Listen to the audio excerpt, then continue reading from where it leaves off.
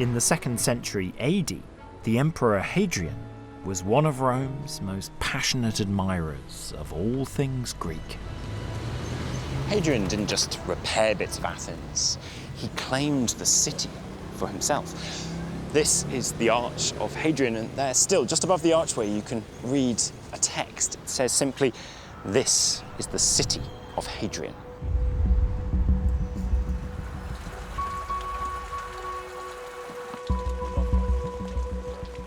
Hadrian was on a mission to improve Athens, and he lavished the city with gifts, a library, a gymnasium, and something even more crucial to the everyday life of the people.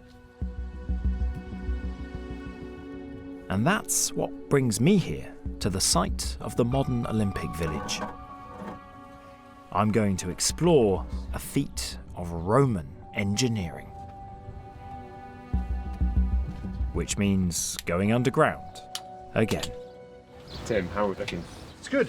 I'm just getting the final preparations here. But you can feel you can start to feel the hot air coming out from under there. I mean, I can't even see the bottom. I've got no sense. It's about 16 metres straight down. Just catching my edge, it's fine. Just absolutely straight burrowed down through. This shaft leads down to a 2nd century AD Roman aqueduct, where TV cameras have never been allowed to film before. Oh God, it's narrow now. Huh. Oh, I can hear the water. Here we come. Into the underground aqueduct. There we are.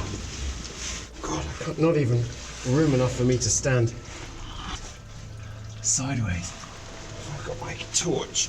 Get to start to explore it. But there's the water. Right there. This is extraordinary.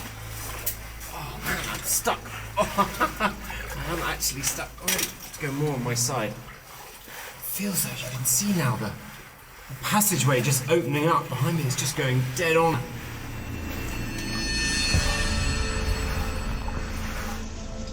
The water.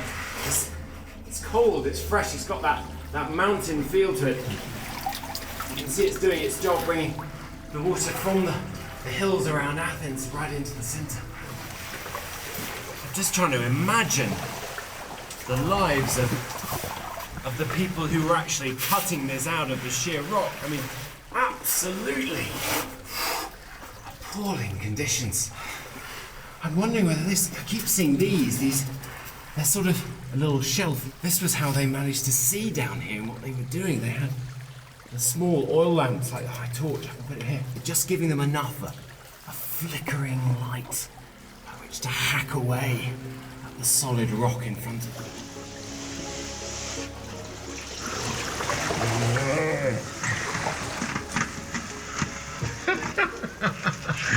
Can't actually now turn my head back. There we go. This tunnel took 15 years to dig out of solid rock and runs for 20 kilometres. It's an astonishing feat of ancient engineering. And I've asked aqueduct expert Dr. Shauna Lee to shed some light on it.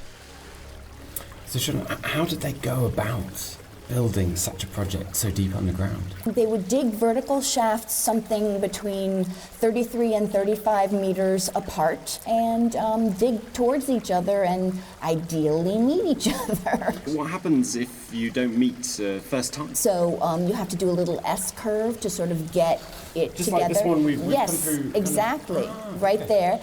And we're talking about an aqueduct of over 20 kilometres in length. Right. How did they manage to get that gradient so perfect? Well, it's absolutely striking because it's all based on gravity. As if the slope is too steep, the water will move too quickly and basically tear apart the tunnel.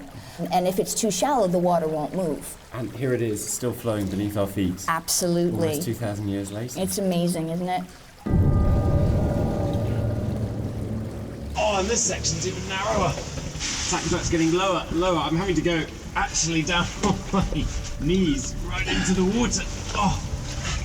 But the payoff is this extraordinary vaulted ceiling.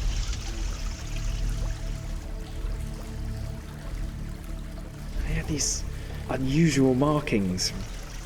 Frankly, who knows when. It's nice to see the sky again.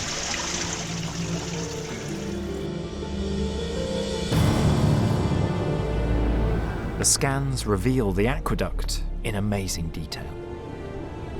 We can see several of those remarkable curves where the workmen almost missed each other. The section we scanned was just over 80 metres long, and over that distance, the water level drops less than half a metre. A gradient so well engineered that the aqueduct was used until the middle of the 20th century. And this is just one part of a network of ancient aqueducts that runs for almost 80 kilometres beneath the city of Athens.